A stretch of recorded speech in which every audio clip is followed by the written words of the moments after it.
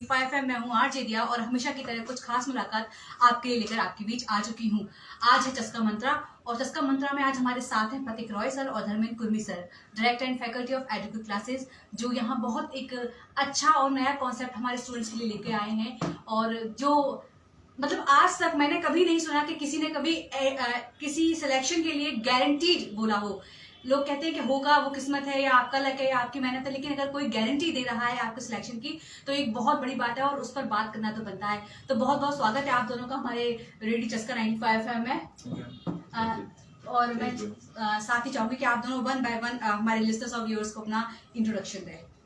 मेरा नाम धर्मेंद्र कुर्मी है और मैं 2015 से केमिस्ट्री पढ़ा रहा हूँ। अच्छा सर, आपने जो स्टार्टिंग की है वो किस तरह से हुई, उसके बारे में? एक्चुअली क्या था कि मेरा मतलब जब मैं IIT JEE की प्रिपरेशन कर रहा था तभी से मुझे लगता था कि जो केमिस्ट्री सब्जेक्ट है वो काफी इंटरेस्टिंग है। तो मैंने सोचा था कि जो मेरे मतलब जो मुझे जैसे सीखा मैंने पढ़ना उसी के अकॉर्डिंग मैंने सोचा कि मैं बच्चों को कैसे एक्सप्लेन करूंगा, बच्चे कैसे इंटरेस्टेड होंगे, क्योंकि एक टाइप से केमिस्ट्री एकदम से रटने वाला या फिर बोरिंग सब्जेक्ट माना जाता है। तो मैंने सोचा कि इसको अपन कैसे और अच्छे तरीके से बच्चों को बता सकते हैं और बच्चों को एक्सप्लेन कर सकते हैं, ताकि बच्चे ये जो सिर्फ सब्जेक्ट से डर के भागते हैं कि ये रटने वाला टॉपिक है या फिर इसमें कोई ज्यादा लॉजिक नहीं होते हैं, तो उसको हम कैसे इंप्लीमेंट कर सकते हैं। तो उसी को आगे करते हुए मैंने सोचा था कि जैसे मेरी ग्रेजुएशन होगी मैं इस फील्ड में आऊंगा और बच्चों को जो उनकी जो प्रॉब्लम है वो उनकी सॉल्व करने की कोशिश करूंगा। जी प्रतीक सर, आपसे जानना। हाय, मेरा नाम प्रतीक है, प्रतीक रॉय। तो मैं बेसिकली ग्वालियर से हूँ और मैंने एक्चुअली अपनी स्कूलिंग भी ग्वालियर से की है और मैं एक्चुअली शिक्षा क्लासेस में पढ़ा था 12th में अपना, वहीं से मेरा सिलेक्शन हुआ था। मेरा वहीं सिलेक्शन हुआ था NIT Roorkee, all India rank 959। उसके बाद फिर हम लोग IIT रुड़की से ही एक्चुअली मैंने जो सेकेंड ईयर से अपना पढ़ाना स्टार्ट कर दिया था, क्योंकि थोड़ा बहुत इंटरेस्ट था कि सर को देखते हुए मतलब मेरे अंदर काफ़ी वो था कि नहीं, टीचर ही बनना है, सर जैसे पढ़ाते हैं, जैसा स्टाइल है सर का पढ़ाने का, जैसे एक्सप्लेनेशन का तरीका है, तो वो कहीं ना कहीं दिमाग में था। तो इसलिए हम लोग मतलब मैं बेसिकली सेकेंड और थर्ड ईयर से ही मतलब मैंने पढ़ाना स्टार्ट कर दिया था। और उसके बाद फिर बेसिकली प्लेसमेंट हुआ कॉलेज में, कॉलेज से प्लेसमेंट किया तो 1 साल मैंने कॉर्पोरेट में जॉब भी किया था। बट वही कहीं ना कहीं मतलब उसमें इतना मज़ा नहीं आया और कहीं ना कहीं पढ़ाने का इंटरेस्ट था ही, तो फिर मतलब मैं ग्वालियर ही आ गया था पढ़ाने के लिए। और पिछले 8 साल से मैं शिक्षा क्लासेस में पढ़ाता था। मैं बेसिकली मैथ्स फैकल्टी था वहाँ पर। और अब थोड़ा सा मतलब हमने मूव ऑन किया है और हम लोग थोड़ा सा एक नए कंसेप्ट लाना चाहते थे ग्वालियर के बच्चों के लिए, इसलिए हमने अभी नया स्टार्ट किया अपना एजुकेट क्लासेस के नाम से।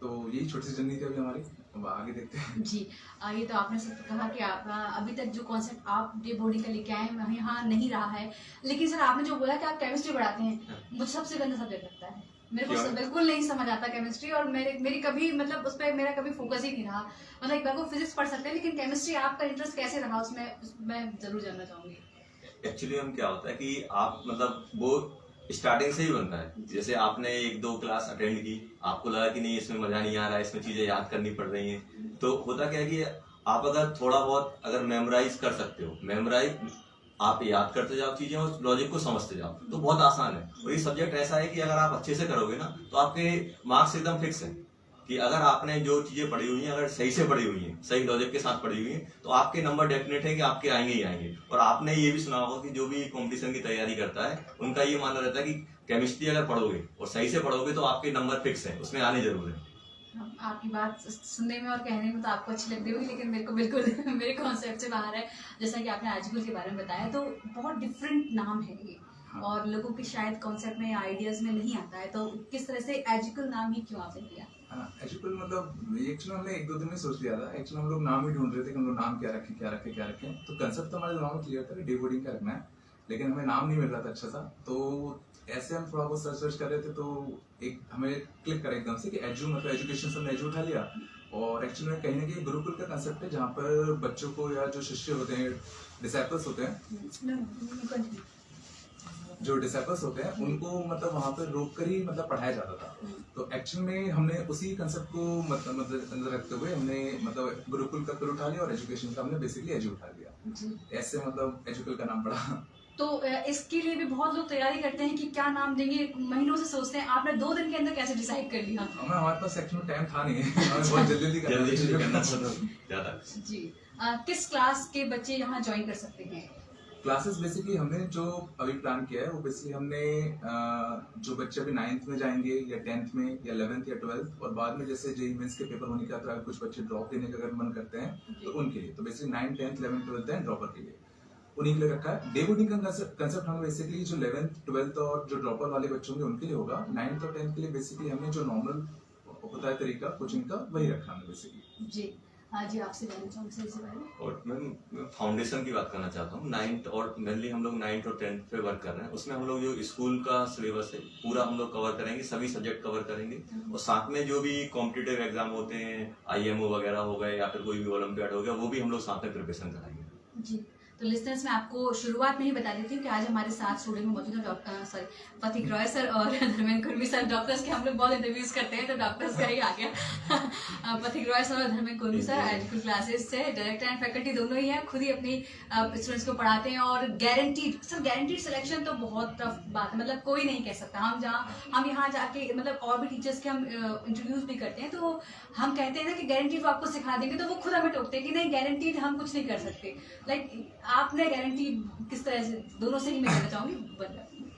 गारंटीड एक्चुअली हमने भी बहुत सोचा कि हम ये वर्ड मतलब लाएं कि नहीं लाएं मार्केट में, क्योंकि गारंटीड जैसे बोलते हैं ना तो दो चीजें उठती है दिमाग में, या तो बंदे को लगता है ये बंदे फेक है कि भाई ऐसा क्यों बोल रहे हैं, मतलब ऐसा तो कोई दे नहीं सकता।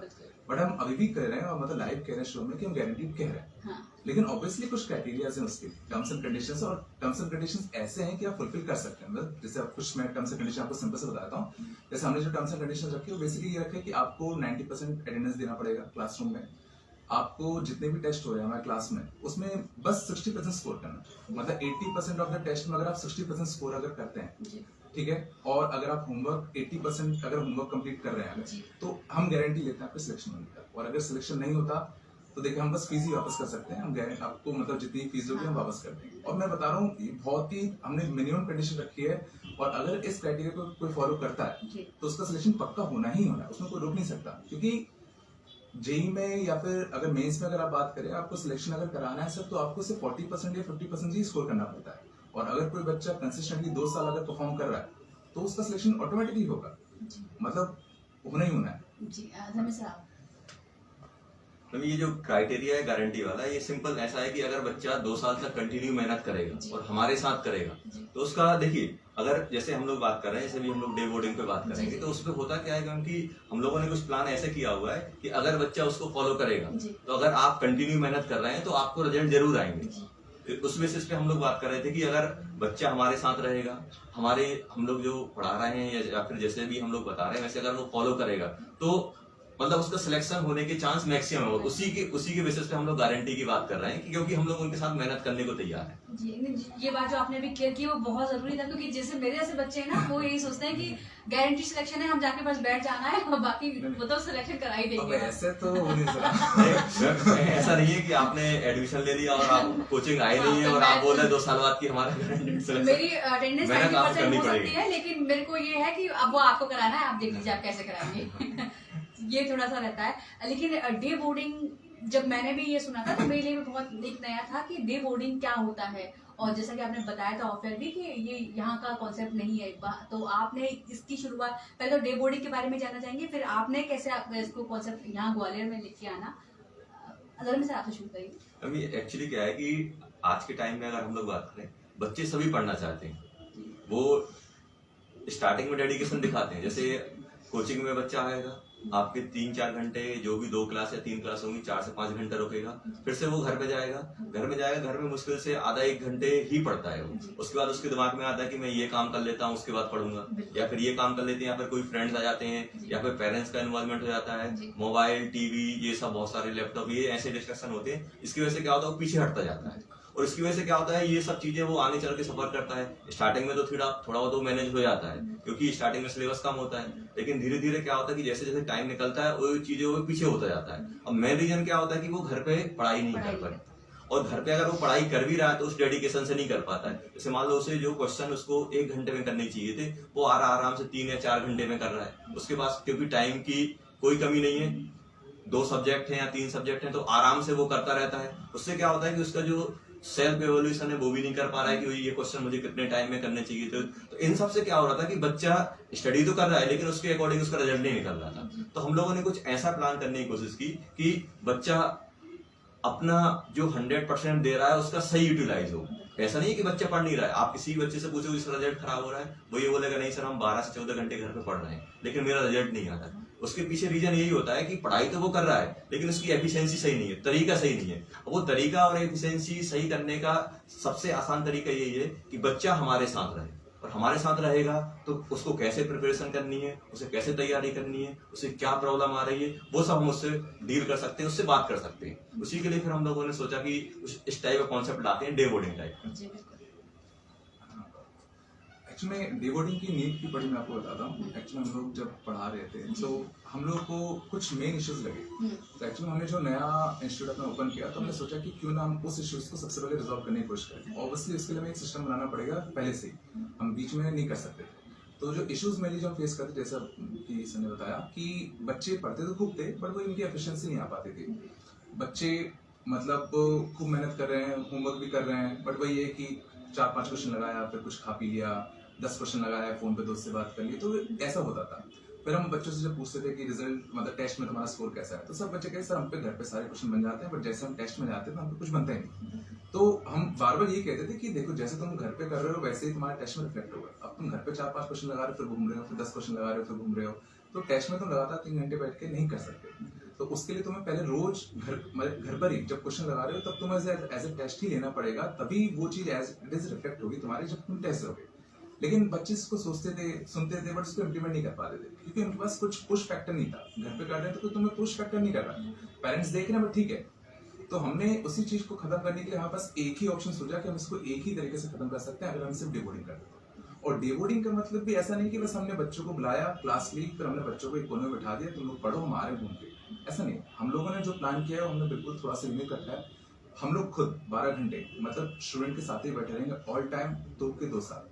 मतलब हमने ऐसा नहीं कि बच्चों को हमने छोड़ दिया और हम चले गए घूमने के लिए, ऐसा नहीं होगा। हमने उनका प्रॉपर स्ट्रक्चर प्लानिंग बनाया, जैसे हर दिन जो क्लासेस की टाइमिंग्स होगी 2 घंटे या 2.5 घंटे की जितनी भी क्लासेस होंगी पहले हम वो रखेंगे। फिर पर्टिकुलर टाइम स्लॉट रखेंगे हम जिसमें डाउट्स पूछने का टाइम होगा, उसी पर्टिकुलर टाइम स्लॉट में ही आपको डाउट पूछना है। फिर हमने क्या करा, पर्टिकुलर टाइम स्लॉट रखा है होमवर्क करने का। मेन दिक्कत एक्चुअली में स्टार्ट होती है यहाँ से। अगर बच्चा होमवर्क टाइम टू टाइम और बिल्कुल एक्यूरेसी से एफिशिएंटली नहीं कर रहा तो उसको आगे भी दिक्कत आनी है। तो हमने क्या करा, पर्टिकुलर टाइम स्लॉट्स रखे हैं 1.5 घंटे से 2 घंटे के बीच के, आपको उसी टाइम इंटरवल में ही होमवर्क को करना है। और जैसे ही होमवर्क कंप्लीट होगा हम लोग आएंगे, हम उन चीजों को फिर से डिस्कस करेंगे। तो ऐसे पहला होमवर्क हो गया, फिर उनको प्रॉपर ब्रेक दिया जाएगा लंच का, या हर होमवर्क के बाद उनको 15 मिनट या 20 मिनट का टाइम दिया जाएगा। फिर वो रिफ्रेश होंगे, फिर उनको अगला टाइम स्लॉट मिलेगा जिसमें उनको सेकंड होमवर्क कंप्लीट करना है, और उसी टाइम स्लॉट में वो जब होमवर्क कंप्लीट कर लेंगे फिर दूसरी टीचर आएंगे, उसी चीज का तभी डिस्कशन होगा। ऐसा नहीं कि आपके जो आज डाउट्स है वो कल तक जाएंगे, ऐसा नहीं होगा। आज जो पढ़ाया गया है उसके आज डाउट्स है तो आज ही क्लियर हो गया। फिर हमने उसके बाद लास्ट में एक टेस्ट बेस्ड सिस्टम रखा है जिसमें हम रोज बच्चों का टेस्ट लेंगे। ये एक्चुअली बहुत ही मेन फैक्टर है हमारे कंसेप्ट का कि हम डेली इवैल्यूएशन करने वाले हैं। डेली इवैल्यूएशन मतलब करना इसलिए जरूरी है क्योंकि अभी का जो कंसेप्ट है वो बेसिकली ऐसा होता है कि 15-20 दिन बाद बेसिकली बच्चों के टेस्ट होते हैं और उसके बाद 3-4 दिन बाद रिजल्ट आता है। तो लगभग 20 दिन बाद बच्चे को पता चलता है कि उसने पिछले 20 दिन में क्या क्या पढ़ा, और उसमें अगर मान लो उसने कुछ गड़बड़ किया है तो उसको सही करने के लिए उसको जो अगला दिन मिलता है उसमें नया टॉपिक स्टार्ट हो जाता है। तो बच्चों को पुराना कवर करने का मौका ही नहीं मिल पाता। उनको पता है कि उनका कमजोर है लेकिन वो कुछ कर नहीं सकते क्योंकि उनका आगे का पढ़ना है, नहीं तो उनका आगे का छूटेगा। इस चीज को हमने खत्म करने के लिए क्या करें, डेली बेस्ड टेस्ट का कर दिया हमने, सिस्टम कर दिया। उसमें हम लोग बेसिकली क्या करते हैं, बच्चों को एक टैब प्रोवाइड होगा, उस टैब में उनके डेली टेस्ट होंगे। उस टैब में उनके बेसिकली आज उन बच्चों ने जो जो पढ़ा हुआ है वो कंसेप्ट वाइज उनके पास आएंगे और वो उसको सॉल्व करेंगे, और उसके बेसिस पे उनके जो रिजल्ट्स होंगे वो हमारे पास भी आएंगे, उनके पेरेंट्स के पास भी जाएंगे डेली, और बच्चों को भी पता रहेगा कि आज हमने ये कंसेप्ट में गड़बड़ किया। तो उनके दिमाग में हमेशा रहेगा कि भाई मुझे ये कंसेप्ट नहीं आता तो मुझे कहीं ना कहीं इसको सुधारना है। तो बच्चे को उसी दिन पता चल जाएगा कि भाई मैं इसमें कमजोर हूँ। तो हम लोग क्या करेंगे, जो लास्ट का 1 घंटा होगा वो हम बच्चों को देंगे कि आप स्पेसिफिकली उन चीजों पर फोकस करो जो आपने गलत किया। तो इस तरीके से हम लोग 6 दिन उनका फोकस करेंगे, और जो 7वां दिन होगा उसमें हम लोग जो बच्चा जिस भी कंसेप्ट में दिक्कत दे रहा था हम पर्टिकुलरली उस बच्चे को उस कंसेप्ट के क्वेश्चंस प्रोवाइड करेंगे जिसको वो 7वें दिन कवर कर सकता है। तो हमारा टारगेट बेसिकली ये है कि बच्चा जिस दिन जो पढ़े उस दिन उसका कंसेप्ट क्लियर हो जाए, और मैक्स टू मैक्स 1 हफ्ते में तो उसका पूरा क्लियर होना ही होना चाहिए। ये हमने धर्मेश सर, मैं आपसे जानना चाहूंगी, सर ने अभी बताया कि डे बोर्डिंग रहेगा और 12 घंटे हम साथ में रहेंगे। सबसे पहले टीचर्स तो ये रहता है कि उनको तो हैबिट होती है पढ़ाने की, लेकिन बच्चों को पढ़ने की हैबिट नहीं होती, क्योंकि वो घर पे जाके भी नहीं पढ़ते, आपने भी बताया था। तो 12 घंटे बच्चों के लिए पढ़ना एक कंटिन्यूसली वो नहीं मैम, ये पढ़ने वाला हेक्टिक वाला शेड्यूल नहीं है कि आपको 12 घंटे एकदम क्लास में बैठना है। जी। मेन क्लास तो आपकी 5 घंटे की होगी, 5 या 6 घंटे की ओके, होगी। ओके। उसके बाद क्या होगी, जो आप घर पे बैठ के सेल्फ स्टडी करते हो वही हम लोग कोचिंग में कराने वाले हैं। और ऐसा नहीं हो, ऐसा हम लोग एक फ्रेंडली इन्वायरमेंट करने वाले हैं कि ऐसा नहीं रहे कि टीचर आपके एकदम सामने बैठा हाँ। हुआ एकदम स्ट्रिक्ट है कि आप यहाँ से हिल नहीं सकते, ये कुछ नहीं कर सकते हो। मतलब एक फ्रेंडली माहौल रहेगा। जो आप घर पे कर रहे थे वो हमारे सामने करो। जो आपके डाउट आ रहे हैं, इंस्टेंट डाउट आपके वहीं खत्म हो जाए। जैसे आपने क्लास में पढ़ा, अब ऐसा तो होता नहीं कि आपको जो क्लास में पढ़ाया गया है 100% आपको समझ में आए। किसी को 40% समझ में आता है, किसी को 60 आता है, किसी को 80 आता है, कुछ ना कुछ पोर्शन रह जाता है। अब वो पोर्शन अगर उसका रह गया तो अब एक बार रहता है कि बच्चा क्लास लेके घर चला जाए। अब घर पे वो उसी टॉपिक को बार बार पढ़ेगा, इस बुक से छानेगा, उस बुक से छानेगा, कहीं यहाँ से करेक्ट करने की कोशिश करेगा, फिर भी कुछ ना कुछ डाउट रहते हैं। तो वो सब डाउट को क्लियर करने के लिए हम लोगों ने क्या रखा, सिंपल, कि आप क्लास के बाद यहीं रुकोगे। आपके जो भी डाउट आ रहे हैं आप उनसे डाउट पूछो। आपके चाहे थ्योरी में डाउट हो, चाहे आपके प्रॉब्लम से रिलेटेड डाउट हो, कुछ भी डाउट हो, जो भी आपको लग रहा है कि नहीं इसमें मुझे प्रॉब्लम हो रही। मतलब मेनली हमारा ये है कि जो बच्चा घर पे जो आपके 3-4 घंटे यहाँ वहाँ स्पेंड कर रहा है चीजों को सर्च करने में, फिर भी उसको सही चीज नहीं मिल पा रही, वो आपको आपके टीचर जो आपको पढ़ा रहे हैं मेन वही आपको वो प्रोवाइड कर दें। उससे क्या होगा, बच्चे का टाइम भी बच जाएगा, और जो टाइम बचेगा वो आपका यूटिलाइज होगा और दूसरी प्रॉब्लम को सॉल्व करने में और अच्छा करने में। तो बच्चे टिफिन लेके घर से आएंगे कि आप लोग प्रोवाइड कराएंगे? टिफिन में तो हम लोग एक्सपर्ट नहीं है, हम लोग जो काम कर सकते हैं हम पढ़ा सकते हैं। तो टिफिन के लिए ये रहेगा कि बच्चे अपना घर से भी ला सकते हैं, यहाँ पे बगल है मैस हो, क्योंकि सबकी आज के बच्चों की डिमांड पता नहीं, किसी को क्या चाहिए, सबको अलग अलग खाने को चाहिए पड़ता है, तो वो तो प्रोवाइड हम लोग नहीं कर पाएंगे, लेकिन फिर भी हम लोग अरेंज कराने की कोशिश करेंगे कि ये मैस है, यहाँ से आप कर सकते हैं। वो तो जोक था केवल। आप इससे जानना चाहूंगी कि क्या डिफरेंस है बाहर अदर कोचिंग में और एजुकुल में? दोनों से जानूंगी, आप भी। तो सिंपल ये है कि हम लोग जैसे जो प्रॉमिस कर रहे हैं, हाँ। उसको हम लोग पूरा का पूरा हम लोग मतलब गारंटी वर्ड यूज कर रहे हैं कि फुलफिल करने की कोशिश करेंगे। और अदर कोचिंग में एक्चुअली क्या है कि यहाँ पे हम लोग जो डे बोर्डिंग कॉन्सेप्ट ला रहे हैं वो यहाँ पे ग्वालियर में नहीं है, लेकिन ऐसा है कि इस टाइप का चल रहा है। इस टाइप का ऐसा चल रहा है कि बच्चा सुबह से आता है, शाम तक रुकता है, बस सिर्फ उनके पास जो केयरिंग होती है वो सिर्फ होती है सिर्फ क्लास वाली। जब क्लास में बैठता है तब बच्चे के टीचर के कांटेक्ट में रहता है। अदरवाइज बच्चा क्या करता है, जैसे आजकल लाइब्रेरी वाला कॉन्सेप्ट चल रहा है कि जो भी पढ़ता है लाइब्रेरी में जाके बैठ के पढ़ सकता है, कोई उनके पास एक्सेस नहीं होती, कोई टीचर नहीं होता है। लेकिन हम लोग क्या कर रहे हैं कि हम लोग जो भी प्रोवाइड करेंगे वो अंडर गाइडेंस करेंगे। मतलब बच्चा अगर पढ़ेगा तो हमारे गाइडेंस में ही पढ़ेगा, ऐसा नहीं हो कि हम लोग उसको बच्चे को छोड़ देंगे। तो डे बोर्डिंग ही हमारा मतलब सबसे यूनिक कॉन्सेप्ट है। डे बोर्डिंग मतलब सिंपल ये है कि बच्चा 12 घंटे हमारे साथ इन्वॉल्व रहेगा, हमारे अंडर उसमें रहेगा, और हम लोग उसको देखेंगे कि बच्चा क्या कर रहा है, और पूरी एक्टिविटी पे हम लोग ध्यान देंगे। और इसकी हम लोग वो भी लेंगे कि भाई बच्चा यहाँ पे 12 घंटे आया तो उसका टाइम बर्बाद नहीं हुआ है, क्या उसने कहाँ कहाँ कैसे एक्सपेंड किया, क्या क्या उसकी प्रॉब्लम हुई, क्या क्या उसकी प्रॉब्लम सॉल्व हुई, क्या उसको प्रॉब्लम चल रही थी, उन सब पे हम लोग बात करेंगे। और अगर उसको कोई पर्सनल प्रॉब्लम है, कुछ भी है, तो उस पर भी हम लोग उससे बात करेंगे भाई क्या चल रहा है। जैसे कि डे बोर्डिंग एक्चुअली में मतलब शायद चलता होगा कहीं, मुझे इतना आइडिया नहीं है। एक्चुअली डे बोर्डिंग का जो मेनली कंसेप्ट है साउथ साइड में काफ़ी चलता है इंडिया में, साउथ के स्कूल्स वगैरह में या कोचिंग इंस्टीट्यूट्स वगैरह में ये कंसेप्ट काफ़ी पॉपुलर है, और वहाँ से रिजल्ट्स भी काफ़ी अच्छे निकल के आते हैं, क्योंकि बच्चा ऑल टाइम वहाँ पर रहता है ना, तो काफ़ी कुछ सीखता है टीचर से जब इंटरेक्ट करता है। आजकल के ज़माने में क्या हो गया कि जैसे बच्चा घर जा रहा है, अगर बच्चा कोई होमवर्क लगा रहा है, उस पर कोई क्वेश्चन पर अगर वो मान लो अटक गया, तो सबसे पहला उसका जो दिमाग चलता है, चलो यूट्यूब पे देख लेते हैं इसका आंसर क्या है, इसका सॉल्यूशन क्या है।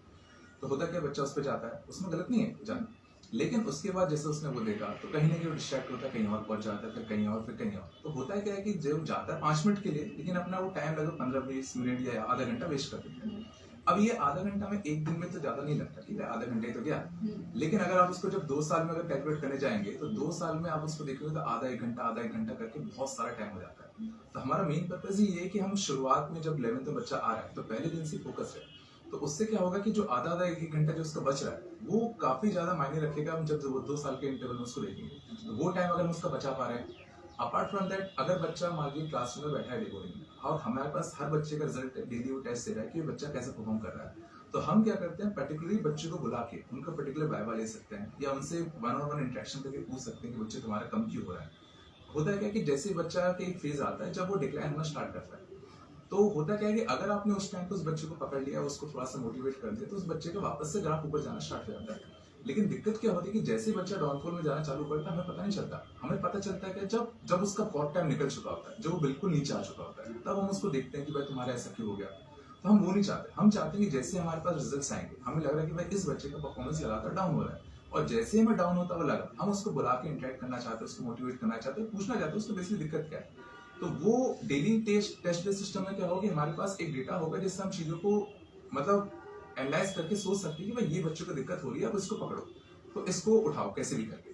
तो हम वो चाहते हैं कि हर एक बच्चा हमारे मॉनिटरिंग में रहे 2 साल तक, और हम उस पर ऐसी मेहनत करें कि भाई उसको कहीं भी इधर उधर जैसे हो जाए उसको पुश कर दे कि नहीं तुम सही डायरेक्शन में जाओ। तो हल्का हल्का पुश भी क्या होगा ना, उसको बीच बीच में मोटिवेट करता रहेगा, और कहीं ना कहीं मतलब उसके लिए अच्छा ही होगा। जी सर, आप दोनों ही बहुत सालों से पढ़ा रहे हैं, तो हाँ। क्या प्रॉब्लम्स आपने ऐसा क्या लगा आपको कि इतने टाइम में बच्चों को कुछ चीज़ें नहीं प्रोवाइड हो पाती जो आप दोनों चाहते हैं कि ये हो, तो आपने अपना अलग स्टार्टअप शुरू किया, एक बच्चों को हित में ही, तो एक रहता है कॉन्सेप्ट। देखिए एक्चुअली हम लोग जहाँ थे वहाँ भी काफी अच्छा होता है, नो डाउट बहुत अच्छा होता है, लेकिन हम लोग पर्सनली कहीं ना कहीं फील करते थे कि एक एवरेज बच्चा, हम लोग एक्चुअली में जो मेन टारगेट रखना चाहते हैं, हम ये दिखाना चाहते हैं कि एवरेज बच्चा भी अच्छा परफॉर्म कर सकता है। अच्छा बच्चों के लिए एक्चुअली में होता है कि अच्छे बच्चों के लिए आप अच्छा क्लास डिलीवर कर दो, अच्छा लेक्चर डिलीवर कर दो, वो अच्छे से कैच कर लेते हैं और चीजों को सॉल्व करना चालू करते हैं और आराम से उनका सिलेक्शन हो जाता है। लेकिन दिक्कत क्या होती है कि जहाँ एवरेज बच्चा या उससे हल्का सा बिलो जो एवरेज बच्चा होता है, उनको एक्चुअल में बहुत ज्यादा अटेंशन की जरूरत होती है। उनको ऐसा नहीं होता कि आपने लेक्चर डिलीवर किया उनको 100% समझ में आ गया, उनको 60% ही समझ में आता है। लेकिन उस 60% को कैसे हम 80-85% कर सकते हैं आफ्टर द क्लास, वो मेन होता है। तो हम लोग जो मेनली फोकस करना चाहते हैं, हम अच्छे बच्चों को लाना चाहते हैं और हम शो करना चाहते हैं कि इन एवरेज बच्चों को भी हम बहुत अच्छा सिलेक्शन दे सकते हैं। और नो डाउट ये होता है, ऐसा नहीं कि होता नहीं होगा, एवरेज बच्चों का भी सिलेक्शन अच्छी जगह होता है और भी बहुत जगह होता है। मैं ये नहीं कह रहा कि खाली यहीं पे होगा, और भी कई जगह होता है। लेकिन हम ये चाहते हैं कि अगर 90% एवरेज बच्चे हैं तो उन 90% में से लगभग 90% बच्चों का अच्छा होना चाहिए। तो हम वो टारगेट लेके चल रहे हैं कि हम ऐसे भी करके अच्छे बच्चों को ऐसा ट्रेन करें 2 साल तक कि वो ऑटोमेटिकली उनका सिलेक्शन किसी भी अच्छे कॉलेज में हो जाए, ताकि फाइनली किसी अच्छे कॉलेज में जाकर अच्छी जॉब मिल जाए उनको। तो मेनली हमारा फोकस उन एवरेज बच्चों के लिए, तो इसलिए हमने डिकोडिंग किया। क्योंकि अच्छे बच्चों के लिए तो अगर हम नॉर्मल क्लासेस भी अगर रखते 2 शिफ्ट चलाते तो भी हमारा काम आराम से चल जाता। क्योंकि अच्छे बच्चों का सिलेक्शन देने के लिए बस आपको इतना मतलब एफर्ट नहीं लगा, बट एवरेज बच्चों के लिए आपको एफर्ट मेरे हिसाब से लगभग दुगना करना पड़ेगा। सर आपसे और क्या होता है कि जो एवरेज बच्चे रहते हैं वो जल्दी डिमोरलाइज भी होते हैं कि उन्होंने कुछ पढ़ा समझ में नहीं आया, और कुछ बच्चे ऐसे रहते हैं जो टीचर से बहुत डरते हैं कि भाई अगर हम टीचर से पूछने जाएंगे तो बेइज्जती हो जाएगी, ये सर को यही पता चल जाएगा कि इसको ये नहीं आता है, तो ये सबसे बड़ी प्रॉब्लम होती है। तो उसमें होता क्या है कि जो एवरेज बच्चा है उसके लिए क्या चाहिए, हमेशा एक पुश फोर्स चाहिए कि अगर थोड़ा उसका वीक हो रहा है उसको आप तुरंत मिलो, तुरंत आप उससे बात करो, या फिर उसको जो भी डिमोटिवेशन आ रहा है उसको आप दूर करो, उसे आप मोटिवेट करो कि नहीं बेटा आपका अच्छा होगा। उनके लिए हमेशा एक पुश फोर्स चाहिए पड़ता है। और होता क्या है कि जब जो एवरेज बच्चे होते हैं उनके साथ दिक्कत ये रहती है कि वो टीचर से ज्यादा इतने घुले मिले नहीं रहते हैं, क्योंकि उनको लगता है कि यार मुझे इतना समझ में नहीं आ रहा है, टीचर से मिलूंगा टीचर मेरे बारे में क्या सोचेगा। तो उसके लिए हम लोगों ने क्या सोचा कि अगर नॉर्मली अगर आप एक एक बच्चे से मिलो तो इतना टाइम नहीं होता है कि आप एक क्लास में इंटरेक्शन उतना हो नहीं सकता, क्योंकि क्लास में मेनली वन वे इंटरेक्शन होता है। टीचर यहाँ पे आपका लेक्चर डिलीवर कर रहा है, बच्चे वहां पे सुन रहे हैं, लेकिन वो जो इंटरेक्शन होता है वो क्लास के बाद ही हो सकता है। वो क्लास के बाद होने के लिए उतना टाइम भी होना चाहिए। तो उसके लिए फिर हम लोगों को दिमाग में एक चीज चल रही थी, डे बोर्डिंग, कि बच्चा जब 12 घंटे यहाँ रुकेगा तो कम से कम हम एक बच्चे पे ध्यान दे पाएंगे, हमें बच्चे का नाम भी पता होगा, हमें बच्चे का ये भी पता होगा कि इसके 3 सब्जेक्ट में से कौन सा टॉपिक इसका खराब है और किसमें इसको प्रॉब्लम चल रही है, और ये बच्चा किसने चल रहा है। बहुत सारे बच्चे ऐसे रहते हैं कि जिनको प्रॉब्लम होती है तुरंत टीचर से मिलते हैं, बहुत सारे बच्चे ऐसे भी होते हैं साई नेचर के, मतलब कि वो मिलना ही नहीं चाहते। फिर भी क्या होता है कि अगर आप उनसे दिन में 1-2 बार बात करोगे तो वो धीरे धीरे आपको प्रॉब्लम शेयर करने लगते हैं। तो मे भी जरूरी नहीं है कि किसी बच्चे को पढ़ाई से रिलेटेड प्रॉब्लम, और भी बहुत सारी प्रॉब्लम होती है जिसकी वजह से वो बच्चा पढ़ाई नहीं डिस्टर्ब रहता है, तो वो भी हम लोगों से शेयर करेगा, तो मे भी हम लोग उसमें हेल्प कर सकें जो भी उसकी प्रॉब्लम चल रही है। बस मेनली अल्टीमेट ये है कि बच्चा अच्छा करे, जो एवरेज बच्चा है वो भी अच्छा कर सकता है, और करते हैं बच्चे करते हैं। तो उसके लिए फिर हम लोगों ने कुछ टाइप का प्लान किया है कि बच्चे अच्छा करें और अच्छा अपना बेस्ट दें। आपसे जानना चाहूंगी, जैसे कि आप बता रहे थे कि मतलब बच्चे कई बार डिमोटिवेट हो जाते हैं या नहीं पूछते हैं, तो ऐसा भी होता है कि जो टीचर्स जो होते हैं कई बार, जैसे आप डायरेक्टर एंड फैकल्टी दोनों ही हैं, तो ये होता है ना कि डायरेक्टर ने एक इंस्टीट्यूट तो खोला लेकिन जो पढ़ाने के लिए हायरिंग कर ली, टीचर्स जूनियर्स ले लिए, या तो ये आपका क्या ये भी कॉन्सेप्ट है या आप खुद ही पढ़ाने वाले हैं, और अगर ऐसा है तो फिर आपने क्या सोचा है इस बारे में? नहीं, एक्चुअली क्या है कि मैम ये तो वैसे हम ही लोग ही पढ़ाएंगे। जैसे मैं केमिस्ट्री पढ़ाऊंगा तो सर मैथ पढ़ाएंगे, और फिजिक्स के लिए हमारे जो सर हैं वो आएंगे। तो उसके लिए ऐसा कुछ नहीं है। एक्चुअली क्या होता है कि टीचर तो टीचर रहता है, चाहे वो डायरेक्टर हो चाहे वो नॉर्मल हो। नहीं, जिसका कॉन्सेप्ट होता है ना वो बहुत मजबूत होता है अपनी चीज पे, और उनको ये लगता है कि हमने इस फोकस से ये चीज की है तो हम उसको आगे ही बढ़ाएंगे। फिर जब किसी के हैंड ओवर हम कर देते हैं या किसी के भरोसे, तो वो एक चीज थोड़ी सी डिस्टर्ब हो जाती है। एक्चुअली में हम लोग खुद ही पढ़ाने वाले हैं, और एक्चुअली में हम चाहते हैं कि ये जो सिस्टम ग्वालियर में आएगा, क्योंकि सिस्टम हमें मतलब अभी तो थ्योरी इतनी अच्छी लग रही है, तो जब हम इसका इम्प्लीमेंट करेंगे तब एक्चुअली में इसका रिजल्ट पब्लिक में जाएगा, तब उनको दिखेगा। तो हो सकता है 2-3 साल बाद पब्लिक को भी समझ में आया कि एक्चुअली में कंसेप्ट एक्चुअली में वर्किंग है। ऑब्वियसली नया कंसेप्ट है तो 1-2 साल हमें लगेगा प्रूव करने के लिए कि हाँ कितना अच्छा है, मतलब कैसे हम एवरेज बच्चों को भी अच्छा पुश कर सकते हैं, इवन जो बिलो एवरेज भी बच्चे हैं उनको भी इससे फायदा होगा, नो डाउट। तो एक बार हम इसको इम्प्लीमेंट कर दें, नो डाउट हम ही इम्प्लीमेंट करेंगे और हम ही लोग ही रुकेंगे। मैं अभी भी ऑन एयर भी कह रहा हूँ कि हम ही लोग 12 घंटे हम ही लोग ही रहेंगे। मैं बस ये कंफर्म अपने लिस्टर्स को कराना चाहती थी, क्योंकि कई बार ऐसा होता है ना, पेरेंट्स कहते हैं कि है तो लेकिन जूनियर्स पढ़ाएंगे, पता नहीं क्या है। आप तो ये रिकॉर्डिंग ले आइएगा, पेरेंट्स से बोलिएगा और बोलिएगा सर आपने कहा था, आप कर क्यों नहीं रहे। तो लिस्टर्स आप, हाँ सर ऑन एयर बोल रहे हैं, आप लोग सुन लीजिए कि सर खुद ही सनन डायरेक्ट किया है, वो खुद ही पढ़ाने वाले हैं और उन्होंने गारंटी दी है, तो आपके बच्चे का सिलेक्शन पक्का ही है। तो मैं आपसे बता दूं कि हमारे बीच स्टूडियो में मौजूद है पथिक रॉय सर और Dharmendra Kurmi sir education classes से, जो बच्चों को बहुत ही एक नए कॉन्सेप्ट के साथ पढ़ाने की प्रयास कर रहे हैं, और हमें उम्मीद भी है कि वो इस पर खरा उतरेंगे। अगर आप जुड़ना चाहते हैं तो आप हमारे फेसबुक पर कमेंट करके कोई भी सवाल अपने एजुकेशन को लेकर हमसे कर सकते हैं। बच्चे जैसे आप जो आपका गारंटीड का जो है या डे बोर्डिंग का है, तो लोगों को या स्टूडेंट्स को ये रहता है कि अरे जाओ तो एटलीस्ट बैठो, कुछ तो होगा। तो फिर इस तरह से जो संख्या बढ़ जाती है, तादाद बढ़ जाती है कि चलो यार कुछ तो होगा। तो क्या भीड़ बढ़ने से ये कहीं इशू नहीं आता है इस तरह से कभी? नहीं, एक्चुअली में हम लोग एक बैच ही इस साल कैटर करने वाले हैं। हम लोगों ने जानबूझ के लिमिटेड सीट्स ही रखे हैं, क्योंकि ऑब्वियसली हम लोग जितने कैटर कर सकते हैं बच्चे हम उतने ही करेंगे। अगर हमने भीड़ बढ़ा दी तो ऑब्वियसली इस कंसेप्ट को कोई मतलब ही नहीं रहेगा। ये कंसेप्ट मतलब तभी काम आ सकता है जब हम पर्सनली बच्चों को देख सके, और उसके लिए हमें ऑब्वियसली एक लिमिटेड बच्चे सेट ऑफ बच्चे ही चाहिए होंगे, और हम वही लेंगे, क्योंकि अभी हमने कुछ कमिटमेंट दिए, पहले हमें वो प्रूव करना पड़ेगा।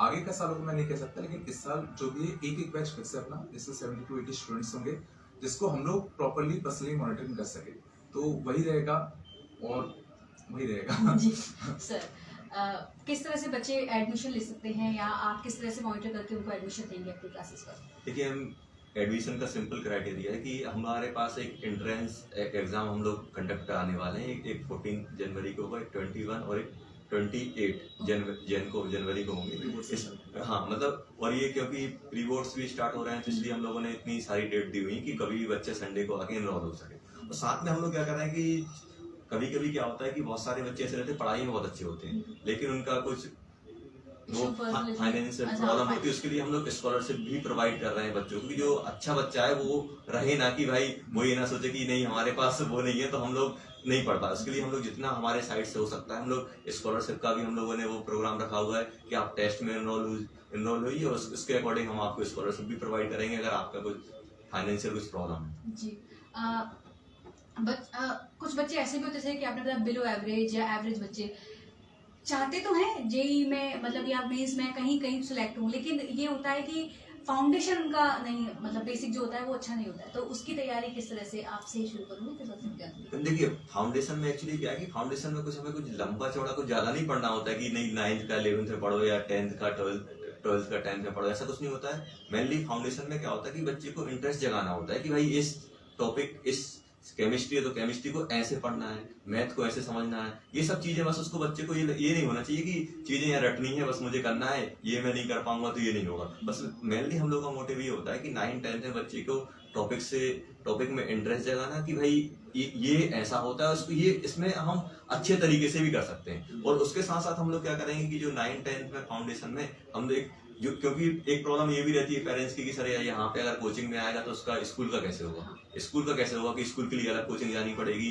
और यहाँ पे आप फाउंडेशन के लिए जो आप IIT JEE की प्रिपरेशन करा रहे हो उसका अलग होगा। तो उसके लिए हम लोगों ने क्या किया है कि उस वो सिलेबस इस टाइप से हम लोग डिजाइन करने वाले हैं कि उसमें आपका स्कूल का भी होगा और साथ में जो फाउंडेशन मतलब जो इम्पोर्टेंट टॉपिक हैं जो हमें लगता है कि ये बेसिक है, ये बच्चे को आना चाहिए 9th-10th में और ये 11th-12th में भी हेल्प करेंगे, वो भी हम उसमें ऐड करेंगे। और साथ में जो भी एग्जाम है जैसे ओलंपियाड वगैरह हो गए, उनका भी सिलेबस हम लोग टच कराएंगे कि बच्चे को ऐसा ना लगे कि ये मेरा छूट रहा है, और ऐसा भी ना हो कि बच्चा अपना कोई दूसरा टॉपिक क्लियर करने के लिए कोई अदर जगह जाए। जो भी हो हमारे हम लोग भी उसे पूरा कराएंगे, स्कूल वाला भी और फाउंडेशन वाला।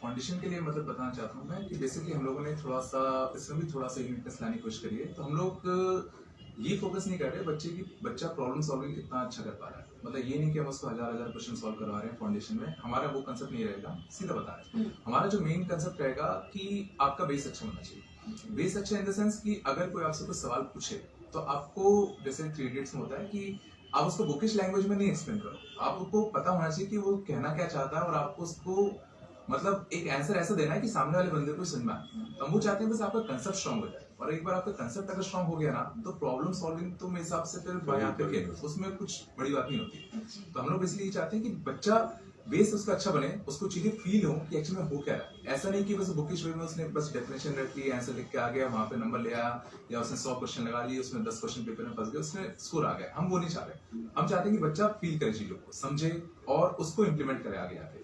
और वो करने के लिए क्या है कि बच्चों में इंटरेस्ट आना चाहिए। अब इंटरेस्ट जगाने के लिए हम लोग ऑब्वियसली कुछ नए मेथड्स यूज करेंगे, सिमुलेशंस हो गए, एनिमेशंस हो गए या प्रैक्टिकल हो गए। और 9th और 10th में भी हम लोगों ने ज्यादा भीड़ इकट्ठा करने का नहीं प्लान किया, हमने एक बैच ही प्लान किया कि 9th का एक बैच होगा, 10th का एक बैच होगा। और प्योरली हम उसको कोशिश करेंगे जितना ज्यादा एक्सपेरिमेंटल वे में हम चीजों को करा सकते हैं उतना कराएंगे, क्योंकि कम बच्चे होंगे तो एक्सपेरिमेंटल वे में चीजों को कराना भी हमारे लिए बहुत आसान होगा। तो ये छोटा सा प्लान है हमारे 9th और 10th के लिए। जी, जो बच्चे जेईई मेंस में अपेयर हो रहे हैं, कई बार तो सिलेबस ही उनका कंप्लीट नहीं हो पाता है, तो कुछ ऐसे भी हैं जो कर भी लेते हैं, तो रिवीजन किस तरह से अपना वो करें वो देखिए सिंपली देखिए होता क्या है कि सभी बच्चे जो अभी मेंस के लिए अपियर हो रहे हैं ना, वो सिलेबस तो कंप्लीशन की साइड हो गया, कंप्लीट हो गया।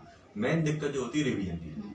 अगर आपने भले ही एक टॉपिक को कितनी अच्छे से पढ़ाओ, आपने मान लो 4 महीने पहले कोई एक टॉपिक पढ़ा था, आपने कितनी अच्छे से पढ़ाओ, और ये ह्यूमन टेंडेंसी कि हम चीज भूल ही जाते हैं। जब तक आप रिवाइज नहीं करोगे तब तक कुछ नहीं होने वाला। मिनिमम आपको रिवाइज करना, और केमिस्ट्री में तो बहुत ज्यादा रिवीजन का काम रहता है। अगर आप रिवाइज नहीं करोगे तो आपने पढ़ा नहीं पढ़ा सब बराबर हो जाता है। मान लो आपने पहले एक टॉपिक बहुत अच्छे से पढ़ा हुआ है, लेकिन अभी अगर आप उसका रिवीजन नहीं कर पा रहे तो वो आपके लिए 0 है। तो उसके लिए आपको रिवीजन पे फोकस करना पड़ेगा, आपको शेड्यूल बनाना पड़ेगा। नहीं मुझे इतना टाइम मुझे 2 घंटे सुबह उठ के केमिस्ट्री को देना है, 2 घंटे मैथ को देना है, 2 घंटे फिजिक्स को देना है, और साथ में रिवीजन तो चलेगा, साथ में आपको जो प्रैक्टिस पेपर है वो भी अटेंड करने पड़ेंगे। प्रैक्टिस पेपर से क्या होगा कि आपको अपनी वो एवोल्यूशन मालूम चलेगा कि मुझे इतना मुझे बन रहा है और ये मैं यहाँ लाई कर रहा हूँ, और मुझसे ये प्रॉब्लम मुझसे नहीं बन रही। तो आपको रिवीजन तो फर्स्ट रखना ही पड़ेगा। अगर आप बिना रिवीजन के सोचो कि नहीं हम बिना पहले बहुत अच्छे से पढ़ा था, अब अगर मैं जो कुछ भी है रिवीजन को आपने साइड में कर दिया, आप क्वेश्चन पेपर लगा रहे हो बिना रिवीजन के लगा रहे हो, तो उससे क्या होगा कि आपके अटेंड तो कर लोगे, लेकिन आपके जो मार्क्स हैं जो आपकी एफिशिएंसी के साथ आने चाहिए थे वो नहीं आ पाएंगे। रिवीजन के लिए बेसिकली हम लोगों ने जो प्लान कर रखा है, क्योंकि रिवीजन मेरे हिसाब से हाँ मतलब अभी जो बच्चे मेंस के लिए उनको तो एक्चुअल पेपर आने वाला है, तो उनका रिवीजन काफी हद तक हो ही गया होगा। और अगले अटेम्प्ट से पहले भी कोशिश मतलब वही होगा कि वो बेसिकली कि एक बार और रिवीजन कर पाए सारे टॉपिक्स को अपना। और हमने बेसिकली जो रिवीजन के लिए प्लान किया, एक्चुअली हम लोग रिवीजन पे काफी ज्यादा फोकस्ड हैं। तो एक्चुअली हम लोगों ने जो 6 दिन क्लासेस रखी हैं बच्चों की, तो हम लोग जो सिलेबस के जो अश्योरेंस दे रहे हैं कि सिलेबस हम लोग मोस्टली अक्टूबर तक कंप्लीट करा देंगे। और उसके बाद हम लोग टारगेट हमारा कि हम कम से कम 2 बार बच्चों का रिवीजन करा पाए, और वो हम इजीली अचीवेबल है क्योंकि हम लोग 6 दिन क्लास कर रहे हैं और डेली 3 दिन क्लासेस होंगे जो 12th के बैचेस होंगे, तो वो इजीली अचीवेबल भी होगा हमारे लिए। और हम लोग कोशिश करेंगे रिवीजन ऐसा हो कि सबके लिए बच्चे अलग अलग होते हैं, सबको किसी और टाइप का रिवीजन चाहिए, किसी और टाइप का रिवीजन चाहिए। तो हम लोग उसमें भी प्लानिंग कर रहे हैं कि किन टाइप के बच्चों को किस टाइप का रिवीजन ज्यादा बेनिफिशियल होगा। तो उस टाइप से भी हम चीजों को डिजाइन कर रहे हैं ताकि जिस बच्चे को जिस टाइप से चीजों को रिवीजन चाहिए हम उसको वैसे ही प्रोवाइड करने की कोशिश करेंगे, क्योंकि हमें पता है कि रिवीजन मोस्ट इंपॉर्टेंट थिंग है। अगर रिवीजन से ऐसा हो सकता है कि आपके इसको कुछ नहीं तो कम से कम 30 to 35% स्कोर भर सकता है आपका। जी, आप दोनों इतने सालों से पढ़ा रहे हैं, तो छोटे शहरों से निकलकर जो बच्चा जेईई या आईआईटी की तैयारी कर रहा है वो हमेशा बाहर के लिए जाता है, कोटा जाना है या कहीं भी जाना है, तो ऐसा क्या हो या ऐसा क्या वहाँ है जो हमें नहीं पता, हम आपसे जानना चाहेंगे कैसा वहाँ क्या है कि लोग वहाँ जाते हैं, वहाँ किस तरह से प्रिपरेशन होती है और क्या कॉन्सेप्ट वहाँ का यहाँ होना चाहिए, या अभी भी कहीं कमी है किसी एजुकेशन उसमें कि वो वहाँ जो वहाँ होता है इसलिए बच्चे वहाँ जाते हैं। तो एक्चुअली मेन तो होता है रिजल्ट का। वहाँ जो वहाँ प्रेशर भी बहुत है। हाँ, मतलब ऐसा होता है कि जो जैसे क्या होता है कि एक बच्चा बहुत अच्छा पढ़ने में, तो उसको ऐसा लगता है कि अगर मैं यहाँ पे रहूंगा तो यहाँ पे फैसिलिटी नहीं मिलेगी, यहाँ पे टीचर्स नहीं है जैसे कोटा में। तो एक्चुअली होता क्या है कि बच्चे जो अच्छे अच्छे बच्चे रहते हैं वो कोटा निकल जाते हैं। अब जो अच्छा बच्चा वहां पे जाएगा और वहां पे पढ़ाई करेगा तो रिजल्ट निकलेगा।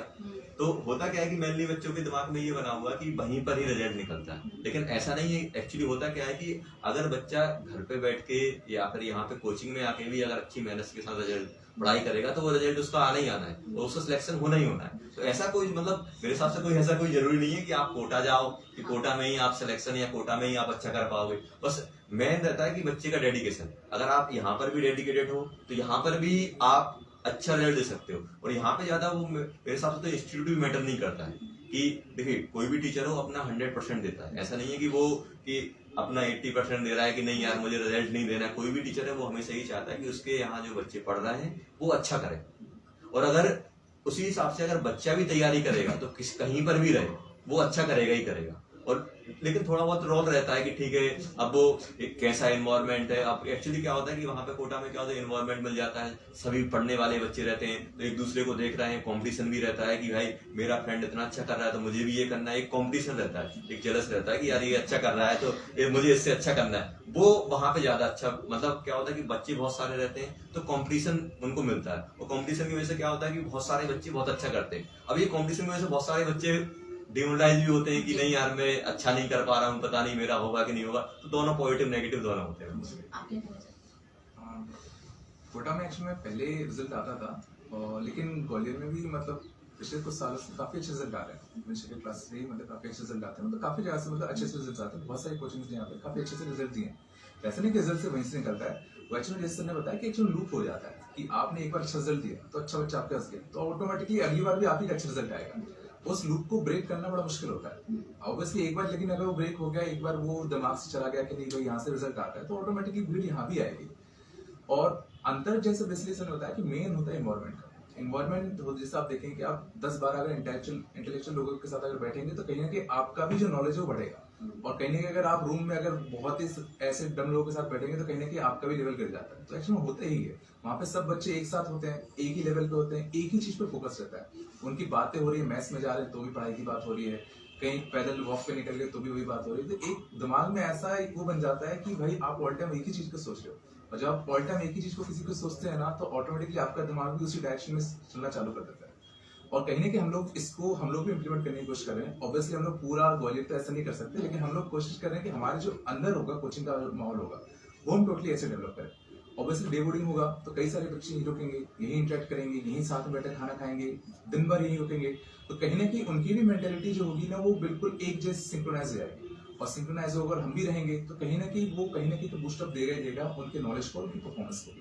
तो वो एनवायरनमेंट कहीं ना कहीं हम भी क्रिएट करने की कोशिश कर रहे हैं यहाँ पर। जी हमसे फेसबुक पे एक सौरभ प्रजापति जुड़े हैं, वो आपका कांटेक्ट नंबर चाह रहे हैं, यानी कांटेक्ट नंबर ज्वाइन तो आप अगर कोई कांटेक्ट है आप 62 15 16 00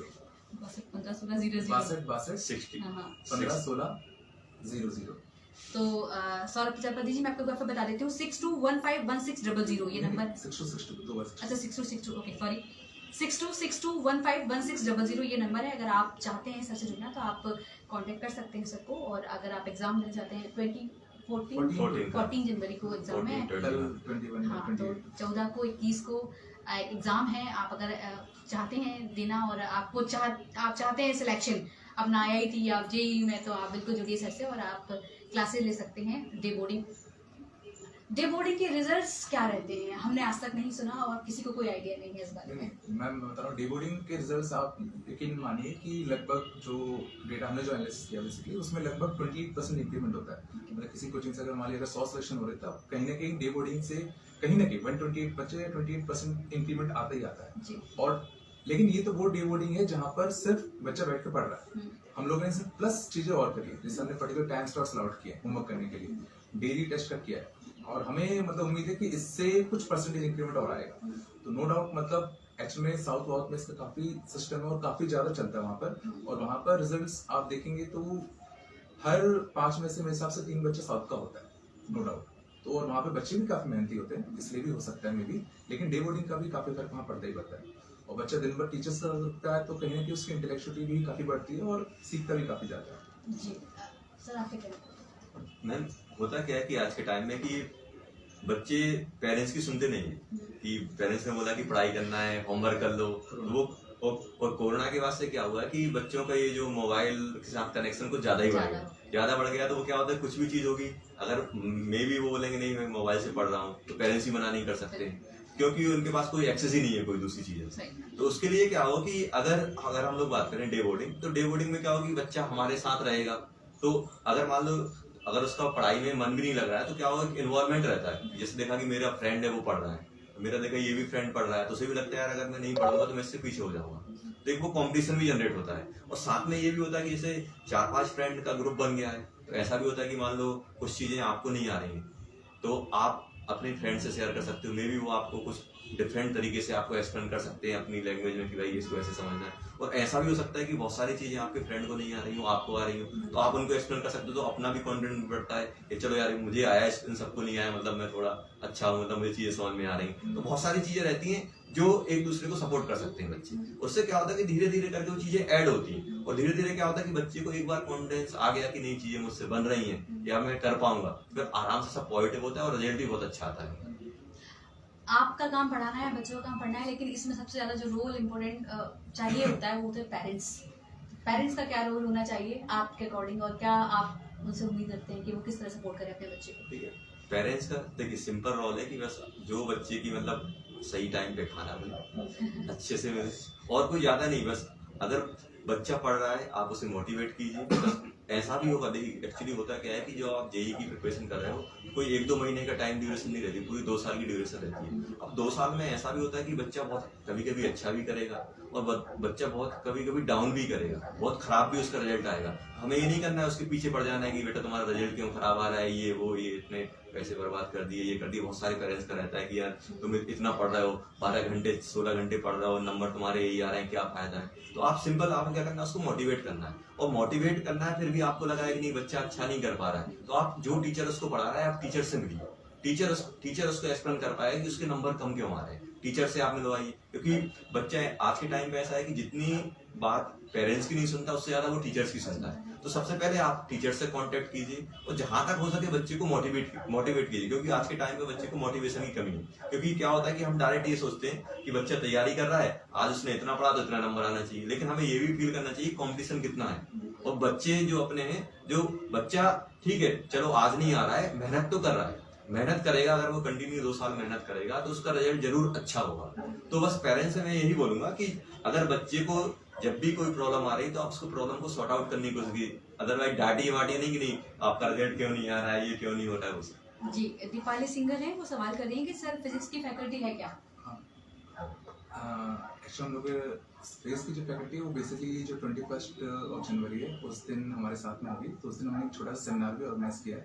तो एक्चुअली बहुत सारे पेरेंट्स के डाउट है, तो आके उस दिन उनसे मिल सकते हैं सीधा, क्योंकि ऑब्वियसली हम बोलेंगे तो टच नहीं होता, तो हम कहते हैं आप सीधा मिल ही लीजिए, वो ज्यादा इजी रहेगा। तो आप सेमिनार के बारे में हमारे लिस्टर्स ऑफ व्यूअर्स को बता दीजिए। हाँ, सेमिनार बेसिकली हम लोग हर संडे को ही ऑर्गेनाइज कर रहे हैं।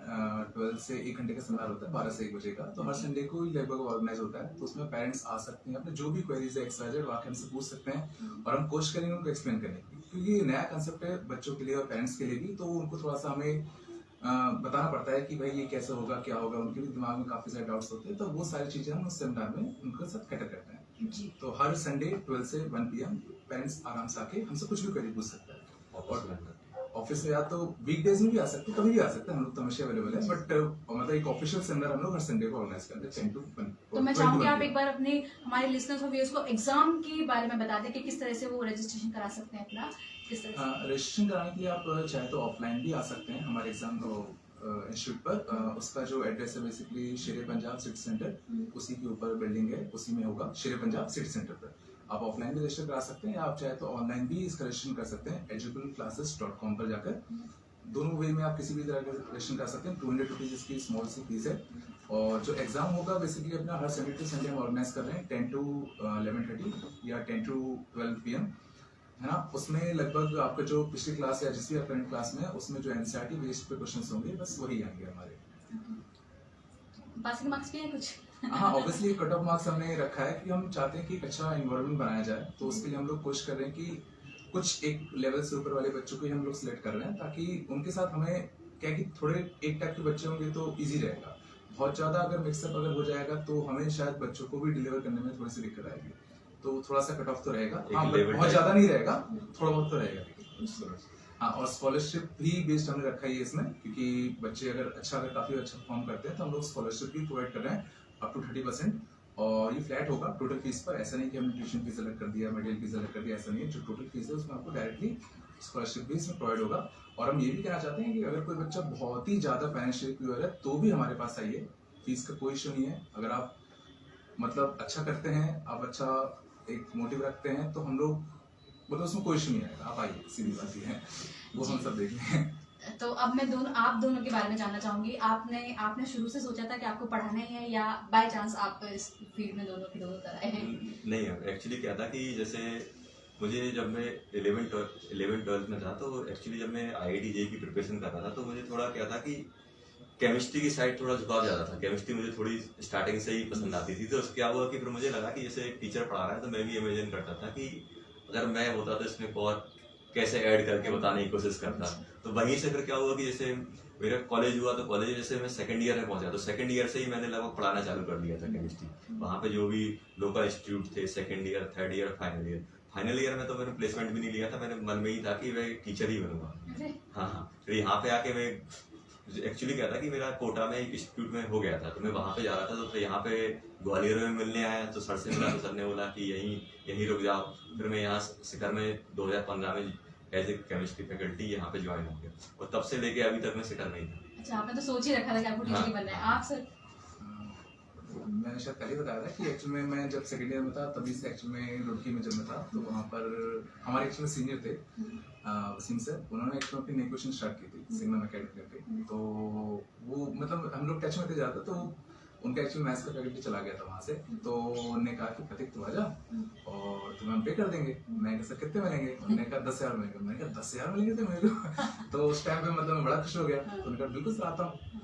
तो और एक्चुअली पढ़ाने का इंटरेस्ट पहले से भी था। जब सिलेक्शन हुआ तो एक्चुअली यहाँ भी हम लोग थोड़ा बहुत क्लासेस लेते थे, तो पढ़ाने का मन तो था ही। और सर को देख के थोड़ा सा मतलब कहीं था कि ऐसा पढ़ाना है, मतलब थोड़ा सा मतलब मजा आता था। तो हम लोग फिर मैंने वहीं से पढ़ाना स्टार्ट किया। दो साल लगभग मैंने वहाँ पढ़ाया काफ़ी। और फिर जॉब वॉब भी किया मैंने। ऐसे फिर लगता था कि नहीं, एक बार कॉर्पोरेट फील्ड में भी जाते हैं कि वहाँ भी सुना था कि काफ़ी अच्छा होता है। तो नो डाउट वहाँ भी काफ़ी चकाचौंध सा है, अच्छा लगता है। लेकिन वही कि वो काम में मज़ा नहीं आता। मतलब बाकी चीजें अच्छी लगती हैं बट जब काम होता है कि उसमें नहीं भाई हम अपने मन से कर रहे हैं कि भाई चलो 7 घंटे तो हम लोग 10 घंटे खुद से दे रहे हैं, वो फील नहीं आता था। तो कहीं ना कहीं लगता था कि नहीं। तो फिर यहाँ पे मौका मिला एक बार, और मौका मिला तो फिर यहाँ पे आ गए और फिर थोड़ा सा मेहनत करा तो अच्छा रहा। तो कभी ये नहीं सोचा सिविल सर्विसेज या किसी और MNC वगैरह में ट्राई करें या कुछ और भी करें इसमें? क्या मतलब हालांकि आप अच्छा कर रहे हैं, वो नो डाउट, बट एक अंदर से जो इंटरनली हमारी फीलिंग होती है कि हमें ये करना है, नहीं हम ये कर सकते थे, हमारा हॉबी ये है, इस तरह से। देखिए एक्चुअली हॉबी तो मैं कुछ होती ही नहीं है नहीं होती है। सिविल सर्विस का ऐसा कभी ख्याल आया नहीं था, क्योंकि मतलब ये बहुत ही अच्छा लगता है। मतलब बहुत सारे ऐसे मतलब इंसिडेंट्स होते हैं बच्चों के साथ, मतलब अच्छे इंसिडेंट्स, मतलब वो काफी दिल छू जाते हैं। और वो जब टाइम के साथ होते गए तो वो ऑटोमेटिकली इस प्रोफेशन के लिए जो एक वो होता है प्यार, वो बढ़ता चला जाता है। और वो इतना हो गया कि फिर वो मन नहीं करता। हाँ, और एक्चुअली इसी फील्ड में करने के बहुत कुछ है। मतलब not in terms of money, मतलब आप अच्छा करने के लिए बहुत कर सकते हो। और अभी काफी मार्केट बचा हुआ है जिसको हम अच्छा दे सकते हैं। तो पहले इस पर बहुत अच्छा कर लेंगे, फिर देखते हैं। बिल्कुल बिल्कुल। आप अपने लिए क्या करते हैं दोनों, जब आप अपने पास आपका अपना टाइम होता है, पर्सनल टाइम, मी टाइम जिसे हम कहते हैं? हमारे पास मी टाइम हमारे पास कुछ नहीं होता। डे बोर्डिंग में हम आपको देखेंगे। एक्चुअली हम लोगों ने जैसे ओपन किया था तो हम लोग सोचते हम लोग क्या करेंगे। तो एक्चुअली में हमारे पास एक था कि हमारे पास बच्चे इनिशियली कम आएंगे। तो हमने सोचा कि चलो हमारे पास बच्चे कम आ रहे हैं तो इसी को हम अपनी स्ट्रेंथ बनाते हैं। तो फिर हमारे दिमाग में आया चलो बच्चे कम आ रहे हैं, हम तो फ्री हैं, हम तो ऑल टाइम काम करने के आते हैं, तो हम लोग क्या करें, डे बोर्डिंग स्टार्ट करते हैं। तो जो हमारा मतलब कहीं ना कहीं वीकनेस थी, तो उसी को हम लोग क्यों ना स्ट्रेंथ बना लेते हैं। तो हम लोग सिर्फ डिकोडिंग करते हैं, हम लोग दिन में मेहनत करेंगे और इसी बहाने एक नए कंसेप्ट का भी टेस्ट हो जाएगा। और जो मैं मतलब काफी दिन से देख भी रहा था तो वो काफी अच्छा लग रहा था, तो चलो कहें उसका भी यूज कर लेंगे। तो मतलब कहीं ना कहीं सिचुएशंस ऐसी बनी कि सब ऑटोमेटिकली चीजें बनती चली गई। आपका भी कोई भी टाइम नहीं है सर? नहीं, हम लोग होता है ना कि फ्री टाइम है, चलो फ्रेंड्स साथ निकल के गेड़ी मार के आते हैं गाड़ी पे, ऐसा भी कुछ नहीं लगता भी लग रहा? नहीं, हम आपस में बस फ्रेंड्स हैं, हम लोग आपस में रहते हैं और आपस में यही बात करते रहते हैं कैसे कि और कैसे अच्छा करें। हाँ चलो, ये तो बहुत अच्छी बात है कि जो अपना प्रोफेशन है उसी को अपना पर्सन वो बना के रखा है। तो मैं चाहूंगी कि आप हमारे लिसनर्स और व्यूअर्स से क्या कहना चाहेंगे चलते चलते अपने एजुकेशन के बारे में, या आपको ज्वाइन करें उस बारे में, या क्या गड़बड़ है उनकी पढ़ाई में जो अभी तक वो कहीं नहीं पहुंच पाते, या आपने कभी क्या फील किया इस बारे में? दोनों से ही जानूंगी, दोनों बताएं। मतलब मैं तो जनरली ये कहूँगा कि आप कहीं भी पढ़े नेक्स्ट सब्जेक्ट कोई फर्क नहीं पड़ता। मेन होता है कि आप 2 साल डेडिकेटेडली पढ़े। डे बोर्डिंग हमने इससे चालू किया क्योंकि बच्चे सेल्फ डिसिप्लिन हो नहीं पाते, हमने इससे चालू किया। लेकिन मैं ये भी कह रहा हूँ कि जो बच्चे सेल्फ डिसिप्लिन होते हैं वो कहीं से भी पढ़ेंगे तो अच्छा करेंगे, नो डाउट। ऑब्वियसली उनको बहुत अच्छे टीचर्स मिल जाएंगे तो और ज्यादा अच्छा करेंगे। लेकिन अगर उनको कैसे भी टीचर्स मिले एक्सपर्ट, वो अगर सेल्फ डिसिप्लिन अगर है ना, तो वो बस अपना लेवल पे, मतलब हमें यही नहीं फोकस करना चाहिए कि हमारी रैंक कितनी आ जाएगी, अंडर 500 अंडर 1000 आ जाएगी, ये उनको नहीं सोचना चाहिए। अपन बस अपना बेस्ट दो, जो मिलेगा अच्छा मिलेगा, बस उनको उस पर फोकस करना चाहिए। बस होता क्या है कि हम डिसिप्लिन होते नहीं है, 3 दिन हमने कुछ नहीं किया, ऐसे चलता है। तो ये अगर कंसिस्टेंटली अगर अपन इस चीज को अगर करें तो वो ज्यादा अच्छा रहेगा कि आप रोज जितना पढ़ रहे हो, 6 घंटे 7 घंटे 8 घंटे जितना पढ़ रहे हो, कंसिस्टेंटली पढ़ते रहो। ये नहीं कि आपने एक दिन 12 घंटे पढ़ लिया, फिर 2 दिन आपने शादी में चले गए, यहाँ घुमाए, वैसे नहीं करना उनको। तो आपको क्या होगा कि कल के दिन आपको लाइफ में कभी वो नहीं लगेगा कि यार मैं थोड़ा सा मेहनत कर लेता। बस आपको उसके लिए वर्क करना है, ना कि इसलिए कि आप उनको हमें इतनी रैंक मिल जाए, हमें इतनी रैंक मिल जाए, उस पर काम मत करिए। अब बस रोज कंसिस्टेंटली बस पढ़ते रहिए, अपने एक गोल बनाइए और उस गोल के लिए आपने जो जो चीजें सोच रखी है बस उसी डायरेक्शन बस फोकस करते रहिए। और आप जो भी चीज कर रहे हैं, अगर आप दोस्त से मिलने जा रहे हैं तो आप एक बार ये सोच लीजिए कि भाई ये कहीं ना कहीं मेरे गोल की तरफ जा भी रहे हैं कि नहीं जा रहे हैं, हम कहीं भटक रहे हैं। आपको अपना जवाब खुद मिल जाएगा, आपको किसी से पूछने की भी जरूरत नहीं है। और आपका जवाब अगर हाँ है तो आप चले जाओ, नहीं है तो मत जाओ। सिंपल है, मैं ये बोलना चाहूंगा कि जो भी बच्चा तैयारी कर रहा है बस उसको अपने ऊपर बिलीव रखना चाहिए कि हाँ मैं कर सकता हूँ। और उसको सिर्फ बिलीव रखने से काम नहीं चलेगा, मेहनत भी करनी पड़ेगी। कि भाई आपको ये देखना है कि अगर आप जैसे कोचिंग कहीं पर भी जा रहा है, मैं नहीं बोल रहा हूँ कि इस पर्टिकुलर कोचिंग में जाओ या हमारे यहाँ हो तभी आपका कुछ हो पाएगा। आप कहीं पर भी आप जा रहे हो, कहीं पर भी जा रहे हो तो एक आप अपने अंदर सेल्फ कॉन्फिडेंस दिखाओ और जो टीचर आपको पढ़ा रहा है उस पर आप भरोसा रखो कि हाँ ये ही मेरी नैया पार लगा है। बस भले ही अब वो जैसा ठीक है, अब जैसा भी है आपको बस ये ध्यान में रखना पड़ेगा। और जब भी आपको प्रॉब्लम आ रही है आपको, क्योंकि क्या होता है धीरे धीरे छोटी छोटी प्रॉब्लम ही बड़ी हो जाती है। होता क्या है कि हमें पहला लेक्चर समझ में नहीं आया, हम वेट करते हैं कि दूसरा लेक्चर का वेट कर रहे हैं, तीसरे लेक्चर का वेट कर रहे हैं कि तीसरे लेक्चर तक समझ में आए। तब तक क्या होता है टॉपिक इतना निकल जाता है कि उनको पता ही नहीं चलता है। तो सोचते हैं नया टॉपिक आएगा, नया चैप्टर आएगा, नए चैप्टर में भी यही कहानी होती है। तो सोचते हैं दूसरा नया चैप्टर आएगा और ऐसे करके पूरा सब्जेक्ट ही निकल जाता है। तो जहां से भी आपको प्रॉब्लम आ रही है वहीं से आप टीचर से कॉन्टेक्ट में रहो, टीचर से पूछो, अपने फ्रेंड से पूछो कि उनके साथ भी प्रॉब्लम हो रही है कि नहीं हो रही है। अगर आपके साथ ही प्रॉब्लम है तो आप टीचर से पर्सनली मिलोगी, सर मुझे ये प्रॉब्लम हो रही है। और जहां तक हो सके डाउट आप जब भी क्लास में जा रहे हो उसी दिन के डाउट उसी दिन आप क्लियर करने की कोशिश करो, दूसरे दिन आप कैरी नहीं करो। और ऐसा सिंपल ये फंडा अपने दिमाग में रखो कि जब तक मेरा आज का होमवर्क नहीं हो जाएगा तब तक मैं सोऊंगा नहीं या खाना नहीं खाऊंगा। तो आपका कभी भी होमवर्क पेंडिंग में नहीं जाएगा और कभी भी आप प्रॉब्लम में नहीं आओगे। और क्योंकि 2 साल इतना लंबा पीरियड होता है कि बच्चे ऐसा रहते हैं कहीं ना कहीं वो डाइवर्ट हो जाते हैं। तो उसके लिए आपको अपना एम एकदम सामने रखना है, फोकस वे में काम करना है। अगर आप करोगे तो डेफिनेटली ये आपको सक्सेस मिलेगी कहीं भी मिलेगी। हाँ, कहीं मिल सकती है। तो लिसनर्स, आज का जो टॉपिक था वो बहुत ही ज़रूरी था और एक नया कॉन्सेप्ट था है अभी वाले में डे बोर्डिंग कोचिंग। जो आप दिन भर आपको लगता है कि आपका दिन स्पेंड नहीं हो पाता है, हम कितना पढ़ें कहाँ पढ़ें समय नहीं मिलता, ऐसा कुछ भी नहीं, ये सब बहाने होते हैं। ऑब्वियसली ये सब बहाने होते हैं। और अगर आप जुड़ना चाहते हैं सर से तो आप जुड़ सकते हैं। आप जो एग्जाम आने वाला है एंट्रेंस एग्जाम, आप उसमें अवेयर भी हो सकते हैं। और सर का नंबर मैं आपको एक बार दे देती हूँ, 6262151600। आई रिपीट 6262151600 सर का नंबर है। तो अगर आप जुड़ना चाहते हैं, रजिस्ट्रेशन कराना चाहते हैं एग्जाम के लिए तो आप जुड़ सकते हैं सर से और अपने सपनों को पूरा कीजिए। और आप दोनों आप यहाँ आए इसके लिए बहुत बहुत धन्यवाद। आपने अपना मूल समय में दिया इसके लिए बहुत बहुत धन्यवाद। Thank you. और लिसनर्स जुड़े रहिए हमारे साथ ऐसे ही। अगली बार फिर मुलाकात लेकर आऊंगी आपकी, तब तक के लिए बिंदास होकर बिंदास हो जाओ।